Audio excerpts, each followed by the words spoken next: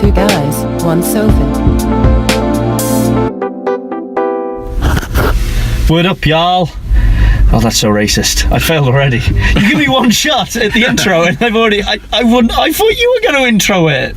No. I did not plan. Hi. Welcome to Two Guys, One Sofa. Oh, shall I just do this shit, shall I? You go for it, please. I'm Pete, this lumbering fucking manatee of a... Oh, it's like a warm blanket. It's comforting. It's not comforting. It's like a planet. It's cholesterol. Yeah. That's what it is. Graeme sat next to me and we've just been to see Antman and the Wasp. We're going to talk about that. Yay. Yeah. I'm doing the American finger clapping. Yeah. So we'll get into that, the usual, before we start. Anything else you've seen since... What was the fuck was the last one we did? Incredibles 2. Oh, yeah. Have you seen Incredibles 1 yet? No. Alright. No. Give you one job. I gave you one fucking job.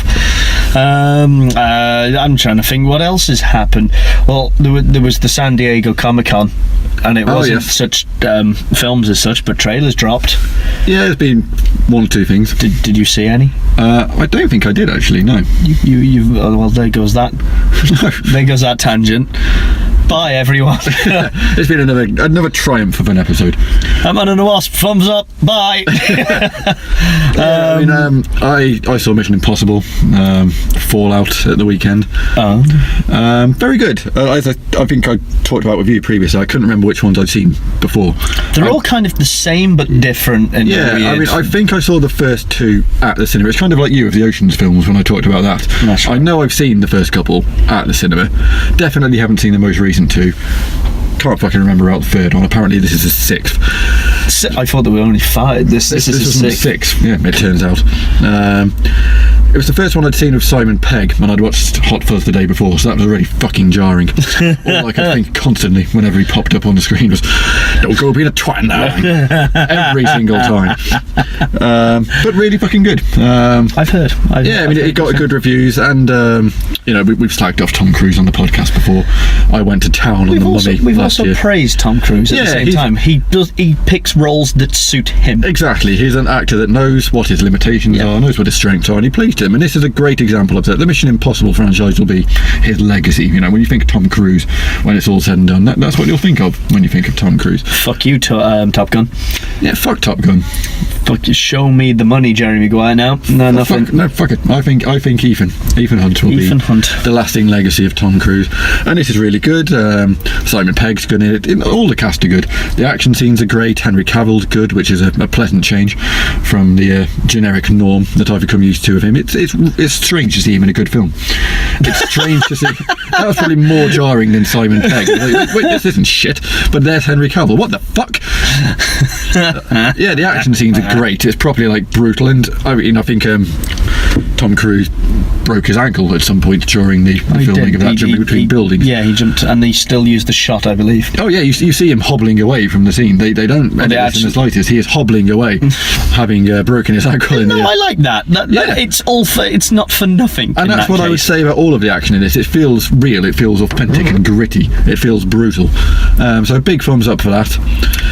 What did I watch? Mamma Mia 2. Oh yeah. Mamma Mia 2. Have you watched Mamma Mia 1? I know I have done at some point of Avril on what I've like Film 4 or whatever bullshit shows all of these films. Don't remember much about it other than the fact that 2. Yeah, some shit like that. Saturday night. Yeah. One night when they're not showing Jurassic Park or Hot Fuzz, they squeeze in a showing of Mamma Mia. And from what I remember, the premise of the first one was Amanda Seyfried's character, who was the daughter of Meryl Streep's character. And Roy. No. Yeah.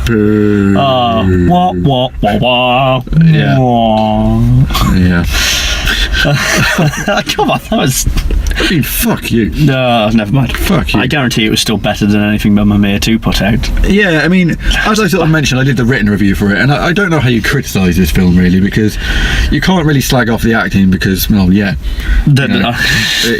Of course it's shit. It's camp to 11. You can't really slag off the singing because, yeah, what the fuck do you expect? I mean, there are some particularly bad moments. I've forgotten the guy's name. I think it might be Hugh Skinner who plays the. Because just to sort of recap, the first film is Amanda Seyfried's character. It's the build up to her wedding, and I don't think she knows who her dad is. So it's trying to get to the bottom of who her dad is so he can come to the wedding. Okay. And it turns out Meryl Streep does not know who the dad is between these three men.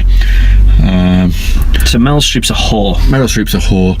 Synopsis. So the end of the film is she has three dads. You know, she has three dads. She's happy with that. Oh, she did the. I guess it was one of those happy endings where it says, "I don't need to know who my real dad is because I've got three." Exactly. And now you don't need to see it now. Yeah. So this one is basically the Meryl Streep origin story. It turns out that she's dead in this one. She's died in the 10 years because I think it is done in real time. In the sort of 10 years into the previous. They killed film. off Streep. Yeah, so she's dead. Off screen? Damn. Yeah, off screen. And so she's not in the film at all now? We'll come to that. We'll come to that. The ghost of Streep. Looming over all of us. Me too, Kynaston, me too. And so I think in the first film she runs a hotel. That was always her dream, is she'd run the hotel. It's clearly closed down after her death, and Amanda Seyfried, her big dream is to reopen it in her mother's name since her passing. Okay. And so her husband's gone off to New York to learn more about the hotel business, but he's been offered a job over there. But does he take it? That's his conflict, causes a breakdown in their relationship. I think two of the dads can't make it. I think Pierce Brosnan dad lives on the island so he can be there. The other two can't be for whatever reasons, so on and so forth. So the whole film was written out in one fell swoop that Pierce Brosnan is the real dad because he's the one that stuck around. I would say so, yeah. It's probably a fair bet that Pierce Brosnan is the real dad. Sorry, Colin. As James Bond, he did fuck around a lot. Yeah, I mean, James Bond does that. Well, used to before. Was Helen Mirren ever a Bond girl? Maybe she was. Helen Mirren can do whatever she wants, I think. But anyway, bullshit happens. Don't mean Meryl Streep, though. Yeah, so she reappears at the end of the film. Everything is resolved, obviously, through the medium of song, and it turns out that Amanda Seyfried's character is having a baby, and then at the christening of the baby, the ghost of Meryl Streep is there to welcome, this new arrival. I know. I can't believe I'm saying these things.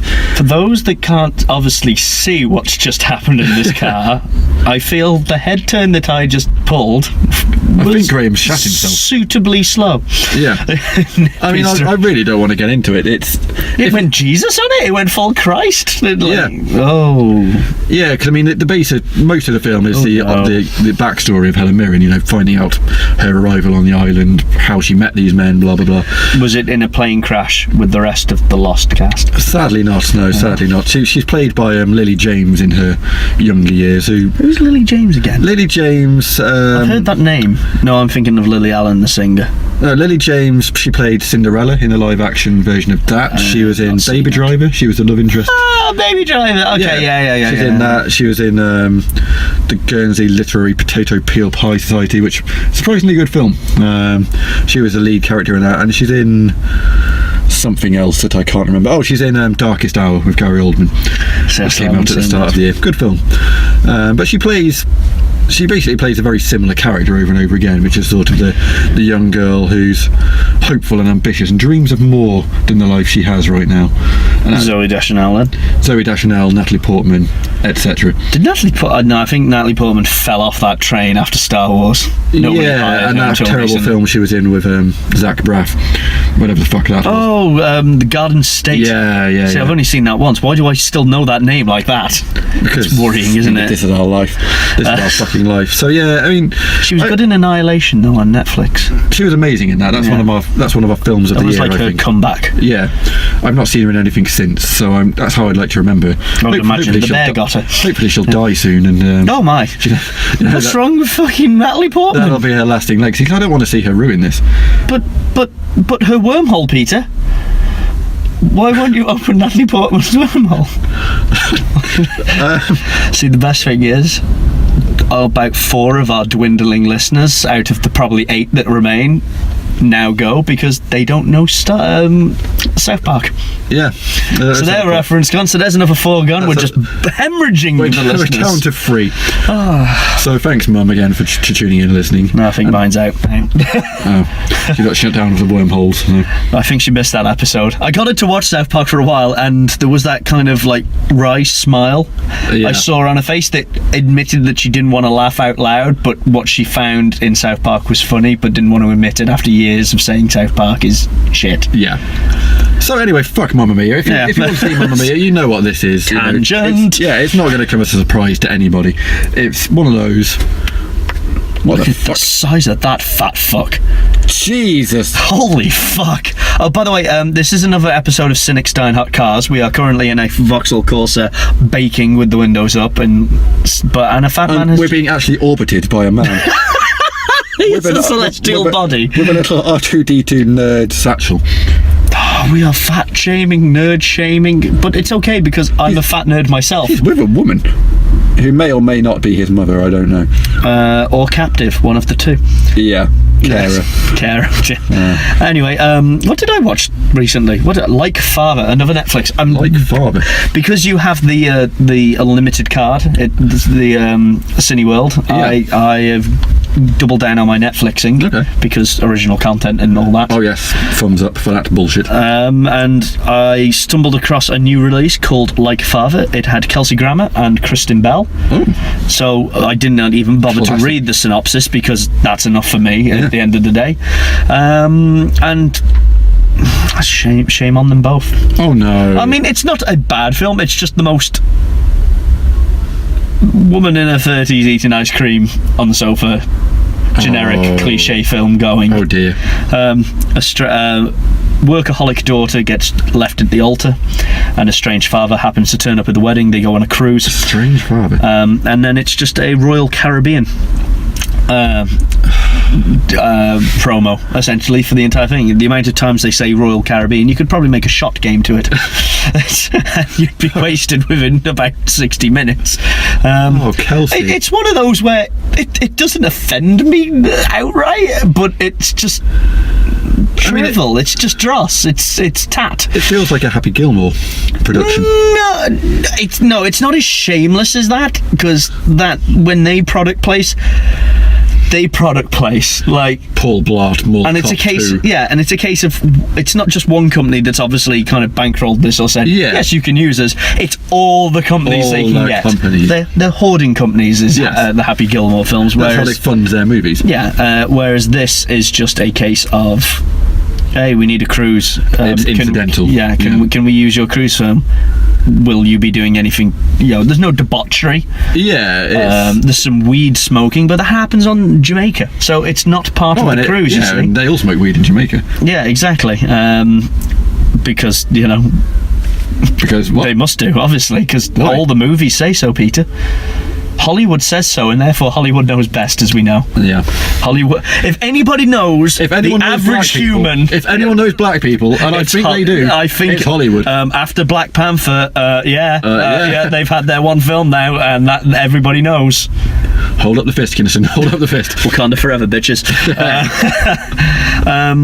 So moving on, because that was tat. Don't bother watching it unless you're menopausal.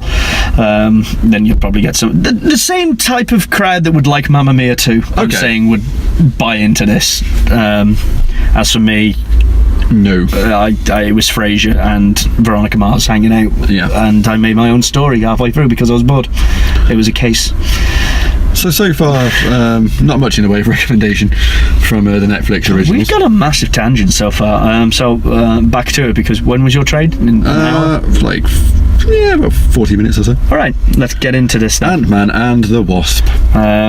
First one after Infinity War. Yeah, and I think that was the big obstacle it had to overcome for me, was kind of who cares about Antman and the Wasp? Because I quite like the Antman film. Yeah. I saw it, I was quite late, I think I only saw it last year. Possibly even earlier this year for the first time, having missed it the first time around, and it was fine, laughed a few times. Again, it's just your good standalone. Like Doctor Strange. It was your, like every single Marvel film, it was always that way. It's always, that was fun. Not every single Marvel film. Hulk. Okay, yeah. Thor 2. Yeah, okay. The generic Marvel base, though, has always been, okay, I enjoyed that. Yeah, but I mean, that was like, but there's some that are generally really good, and I think Antman was just in the one and done, move on with your life category. Yeah. Popcorn.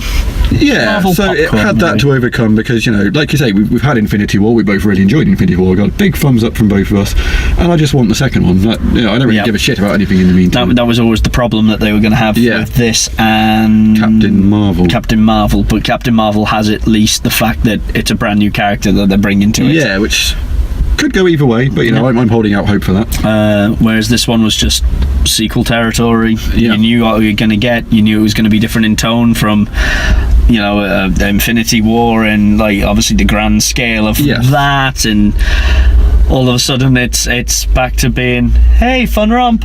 Yeah. So what did you think? It was fun. It was fine. It was fine. It was right in that bracket of the Marvel films. I laughed a few times. I didn't feel any dread or anything like that. No, I think that was the thing. There was no sense of threat. It was very much a sort of a villain of the week type film. Yeah, very generic in that sense. But that's been the problem with a lot of Marvel films, is especially the standalone ones, is the villains aren't that interesting, and so it was again with this. Yeah, like it didn't really delve too much into it either. That was the character, like. No, because you sort of had get that split back concurrent baddies of the sort of the corporate guy trying to get it for his own wealth and whatnot, and then some sort of ghost. The actual name was the Ghost. I think so. I'm again not familiar with the older comic. But no, I don't even. They kind of name drop the word like some sort of ghost. Yeah, they said it a lot, so we'll go with that. We'll go. For the purposes of this podcast, she's called the Ghost. It could be White Ghost or something. I don't know. White Ghost. As she was in all white. Yeah, but she was black. Or Hispanic? Hispanic. I want to say Hispanic. Yeah. Who knows? Who cares? She was a ghost. She was a ghost. She was a Ghosts can be any race they want. She was a villain forever, bitches. Shamone motherfucker. Yeah, it was fun, as a lot of these Marvel films are. It was fun. Yeah, I mean, I thought it was good. I laughed plenty of times. The pacing was good. It didn't drag at any point. I don't think particularly, and it wasn't particularly long. I think it was clocked in under 2 hours. Yeah, I felt it was really short actually. Yeah. Thinking about it, I think it was maybe about an hour 40, maybe just shy of that. Yeah, that's not too bad. I'm fine with that. Yeah, I'm absolutely fine with that. After 2.5 hours of Infinity War. Yeah, exactly. As we said, the one criticism of Infinity War was it was a tad on the long side. So this felt refreshing by comparison. Yeah, it was just a one. And it was good. Paul Rudd, always good. You know what you're getting with Paul Rudd. Yeah, again, he's fine. He is like the ultimate Marvel casting. Yeah, in that regard, he's just like he's a safe pair of hands. He's like Jason Bateman. Yeah, it's a safe pair of hands. You know you're going to enjoy it, unless it's an interview. Oh, Jason. When will you learn? Jason? Women are people too, Jason. Hear me? They've had the vote for a while now. Yeah. But no. Segue. New co-female lead. Oh yeah, Evangeline Lilly, who was best known for Lost. Yeah, and you were a Lost fan, and I can jump on that. So I have no idea who she is. So I had no problem with the whole. That's what's her face from Lost. Kate from Lost. Yeah, I thought she was good. Yeah, I mean, the end of the day, I'll put my neck out and say, again, it's a far more, like, we've had an origin of Antman, so we know the Antman character. Yes. We knew what we were going to get. We had kind of like snippets because she was a side character in the first one, so they built it a little bit, but then in this one they went, here she is, kind of in all her glory, and it was far more interesting watching what she did and her interactions, because the crux of it, spoilers, should we go spoiler? We're going spoiler. Fuck it, spoilers. The crux of it is they're trying to save her mum, who's in the quantum realm, which is where Antman went in the first one. Yes. So Hank Pym, her dad, and her have been trying to create a tunnel or a tube, or what was it? Some sort of vortex or quantum. I think they call it the quantum tunnel. That's right, the Neoraptor. Which sort of sounds like Katie Price's womb. Dear me. I just don't know where that came from. That was left field. Yeah, I just don't like it.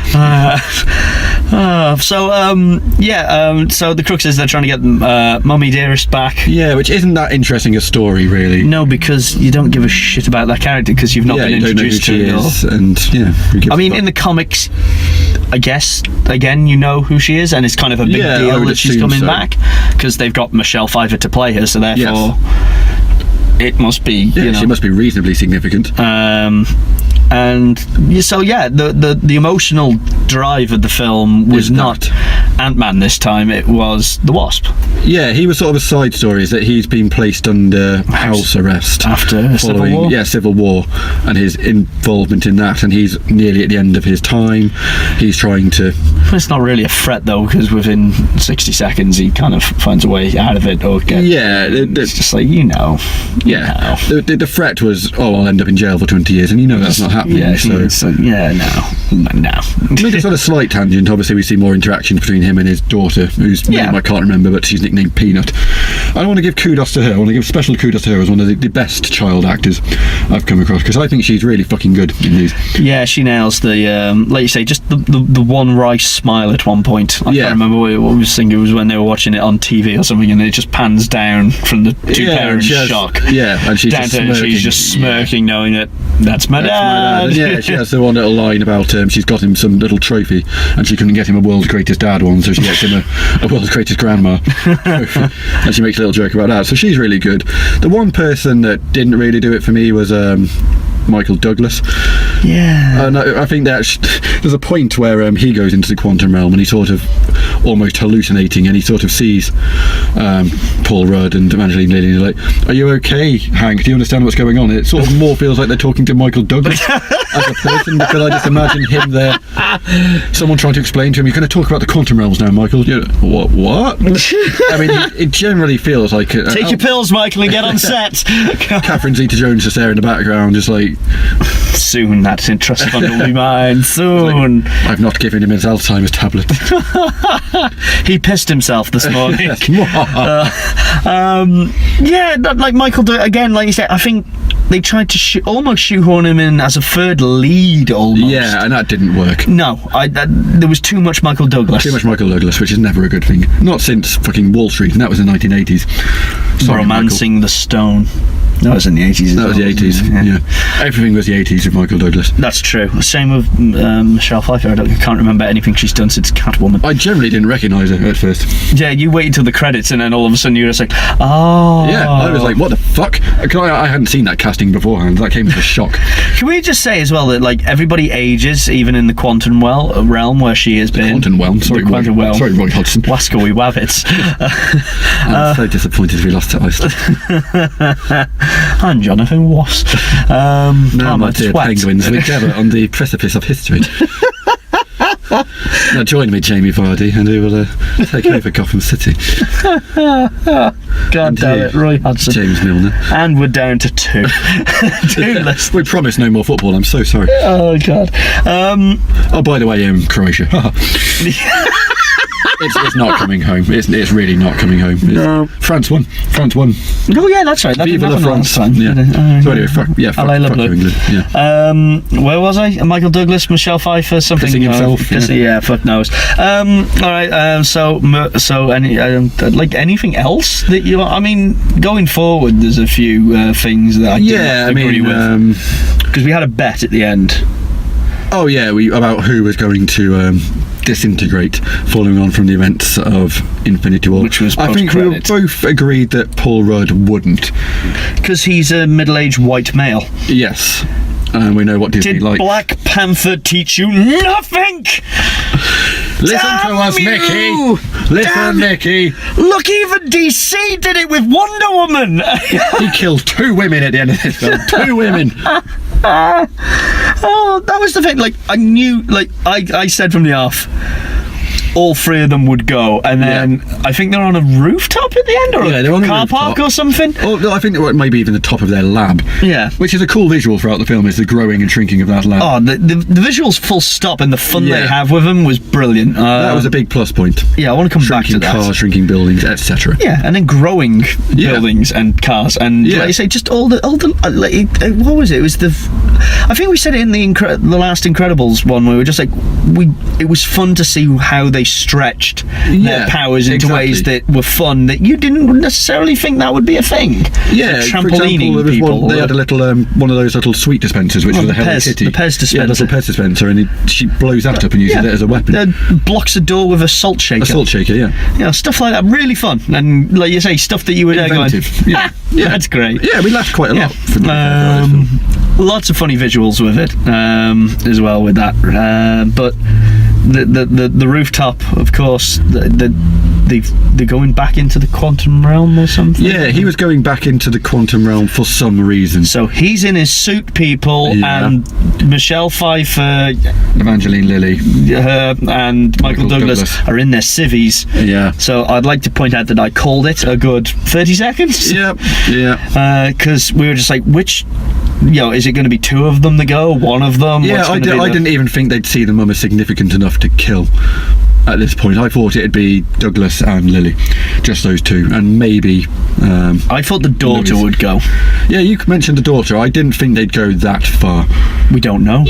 Well, yeah, she could be dead. We don't know. There's lots of people we don't know about. Oh dear me. I mean, are we dead? I'm dead inside, and have been for several years now. Yeah. Hi, I'm Graeme, and oh dear, I've been a manic depressive. Oh no. What was it like? No, it was like, and that was the one big downside to me. Yeah. And again, it's not that I'm championing the female cause for the sake of it, but the Avengers is a massive sausage fest for the most part, and most have disintegrated now that had a vagina. We've just got Black Widow, haven't we, I think, left? Yeah. And the bald one from Black Panther. Yeah, but she's technically not an Avenger as such, like the core team, or the...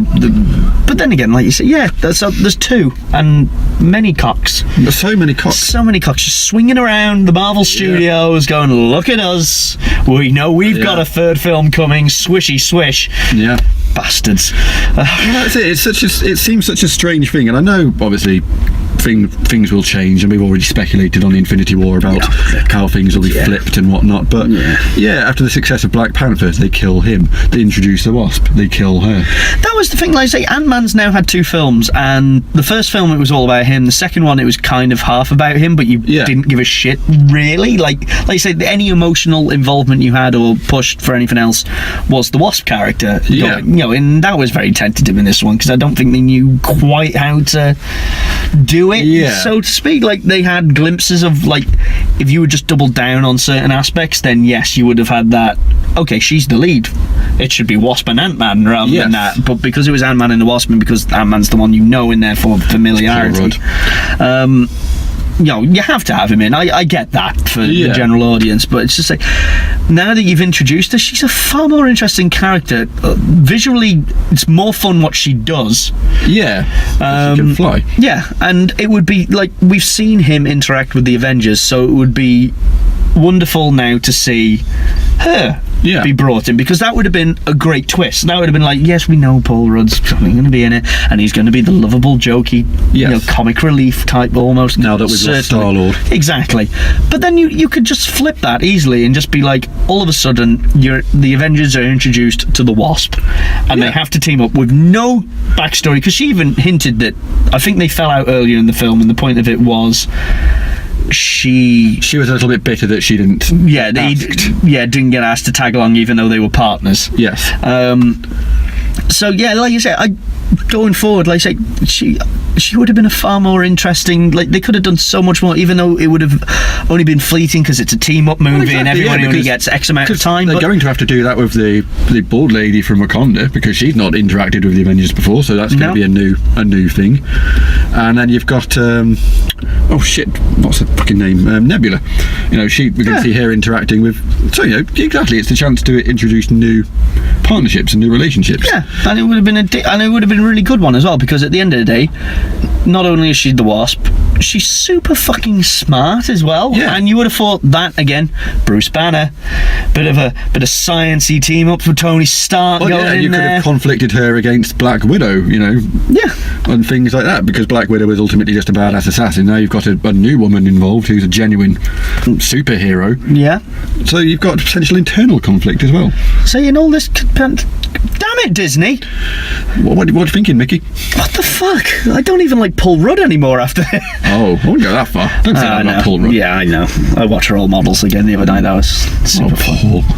But it is. It's just. I feel like it's just. It's left a bit of a sour taste just at the end. It was a deflating note at the end of the film. Because you're just like, oh, okay, I get it. Yeah, right. Because like you called it, like Disney weren't going to get rid of the Hollywood A-lister, where I guess she's more of a B-lister. Yeah, I mean, I can't claim to have seen her in anything else since Lost. Well, certainly nothing I remember. It's not like her name's plastered everywhere, you know. No. Like Paul Rudd's is, you know. Exactly. But still, come on. It would have been so. We've already written a better synopsis for the next Infinity War, I'm afraid. No matter how good it is, no matter how well it could come out, like, could have always been better. Exactly. These little additions. I mean, like you say, you think of. Like you say, you could have had a freeway, like you say, science, because obviously Thanos being the big bad guy and won the last one. A lot of science back and forth. Again, they could have all bickered amongst each other. You know, Bruce Banner and Tony Stark and the Wasp, and then you've got the maybe Black Panther's little sister. Oh yeah, she's still alive as far as we know. The super genius of Wakanda. We didn't see her die. So I mean, you know, you could have literally had this pool of. You could have had a good 5-minute dialogue. Yeah. Of just shit bouncing off everywhere, and it would have taken you completely out from here's another fight scene, here's another sequence, here's another one of these, and you could have just had them bounce off fucking things, and some of them could have been wrong, or they could have fronted up to each other, and then all of a sudden that's when they come together. Yes. At the end they figure it out, and then you get that little bit of a payoff. Even though it's only a little segment, you get more character development with 4 characters then. Yeah. Than just, hey, there's Paul Rudd cracking wise again. Yeah, because it ends with him trapped in the quantum realms. That's presumably where he's going to kick off the next Infinity War, is trapped within here. I mean, we're going to have to do a podcast prior to that, as sort of a... Didn't we do it for was it The Last Jedi that we did it for, or was it the actual Force Awakens where we did like a prediction? I think we did do a prediction one for Force Awakens, yeah. And we were so far up. No, actually, no, I got quite right, actually, I remember. You got 1 or 2. I predicted female Jedi. I said the unknown would turn out to be a Jedi in the end, so nailed it. Yeah. We've watched too many films. That was the other thing we've realised. That was the big takeaway from this, yeah. We're guessing shit, we can't enjoy films anymore. Yeah, it's one of these where not only are we guessing it from a plot point of view, but then we're also guessing it from a cynical studio point of view. Yeah. And we're getting it. It's not even like just every now and then we'll get one right. We're talking 90% of the time we are fucking nailing it. Yeah, exactly. Like, it's very rarely we get a bit of a shock. Yeah, we even called it in The Incredibles 2, and that's a fucking kid film. Why were we even doing it? Yeah, exactly. Who cares? I was doing it during Mission Impossible. Oh, they're so easy to do in those exactly. Kind of films. You can see them coming a mile off. Yeah, as clever as they think they are. So yeah, that's one for the future. I think we'll do the preview before that, and it'll also be reflecting on 10 years of Marvel. You know, what's worked. Ooh, the Marvel retrospective. Oh, I like it. Oh, well done. Maybe somewhere maybe in between Captain Marvel and the next Infinity War. We'll we could review Captain Marvel and then segue into exactly. Well Marvel done. podcast. Well done, 2 guys, 1 sofa. But that's some way away. Yes, we've got other things to come before then. Yeah. The Meg. Oh, you really want to drag me to the Meg, don't you? I mean, the trailer looks so fuck awful. It looks awful. It looks so bad. I mean, if you don't see it, I fucking well will, and I will rant till my heart. I'm sure there's another Netflix original I can stumble upon at some point. They've probably got Titanic 2 on there if you look hard enough. Oh, please God, let them have Titanic 2. I mean, said that. At some point, we're going to have to start on our shit movie podcast. We're going to have to get together and do the Paul Blart doubleheader.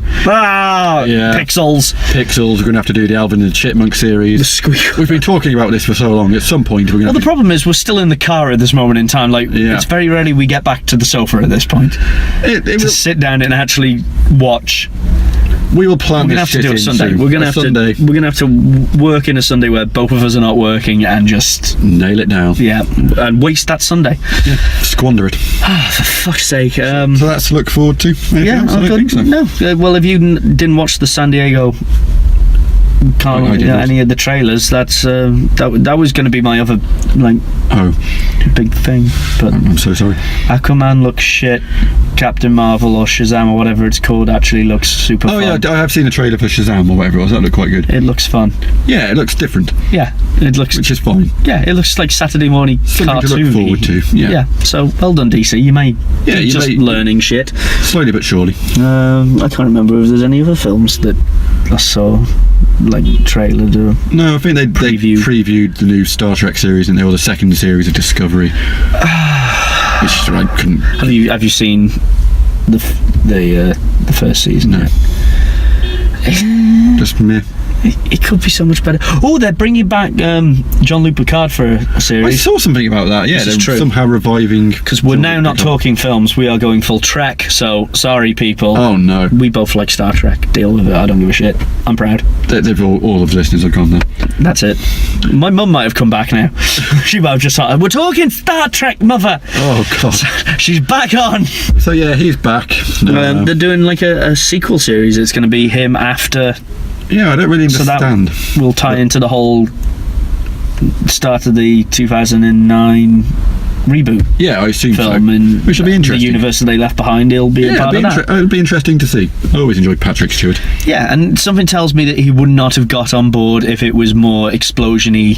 Yeah, it's got to be Discovery. Classy. Yeah, this is going to be proper Star Trek. I think this is a science fiction. Yeah, I generally think this is going to be a case of the studio's gone, okay, we've had flack from a lot of hardcore fans now for the movies. Let's let them have their fun. Give them Picard. Yes. They'll drink it right up, and we will. Oh yes, we will. Oh, we will. And then we can still continue doing our popcorn schmaltz. Yeah. On the side, but we'll give him Picard to cling to. But then when Patrick Stewart dies, then we're fucked. Then William Wright. We've lost Nimoy. Yeah. Once we lose Stewart, then fuck knows. It'll be bring back Janeway. Bring back fucking Janeway. It could well be. Like, who else is there? Cisco. Bring him back from like the fire pit that he ended up in at the end of the last one, or whatever the fuck it was. Oh, Cisco. But yeah, so Star Trek's coming back. Yeah. Yay, Star Trek. It won't be Wrath of Khan. It never will. It never will. It won't even be the motion picture. It's my personal favourite of all of the Star Treks. With the 10-minute glory shot of the Enterprise. She is a fine Richard. She has fine nacelles, as somebody once said. So yeah, that's the only things that have really come out. I don't even think that was Comic-Con. I think that was like a Trek convention. And the windows are now steaming up. So yeah. So yeah, I think that's it. I'm good. I can't think of anything else. I recommend Antman and the Wasp. It's fun. A thumbs up. You know, a nice 7 out of 10. It's fun. Get around to it at some point. Generally, could have been a lot more if they had done what we discussed. And we should be writing films. Damn it! Good standalone Marvel film, as you'd expect. Go and watch it. Yeah, and that was the nice thing. It was a standalone film. Yeah. It only tied into the bigger cinematic and the post credits. Yeah. Beyond that, it was just a nice one and done, fun story. Leave in the comments as well, because we didn't stick around for the final post-credit sequence, if there was one. Now, again, just to prove if we are cynical bastards, there was an ant playing drums in the trailer. Yeah, it wasn't in the film. We got it in the film. I think we got it, but it was from a different. It wasn't the shot. It was like from a different angle. A different angle, like a CCTV camera or something. Yeah. I think. So I reckon. You think that was the post credit? Yeah, that was the case of his 10 seconds at the very end before Antman will return in blah blah blah, and then Infinity War, then Studio. So let us know. Put it in the comments if you've stuck around, if we're right, because if it is, that just proves we're fucking incredible humans or terrible humans. Can we just go? Let's end with some positivity, eh? Okay. Yay, Croatia! Yay. Until next time, everybody. Let it go, man. Let it go. Never. Never. How many years of Hurt? How many? Are we pushing 50 now? Ooh, over 50. Surely. Over 50 now. I think 52 years. Ooh, that's a lot. That can't fit in the song, really. 52 years of Hurt. Anyway, fuck England. Fuck all of you. Indeed. Thanks for listening. And until next time, whatever that might be. Indeed. Bye. Bye.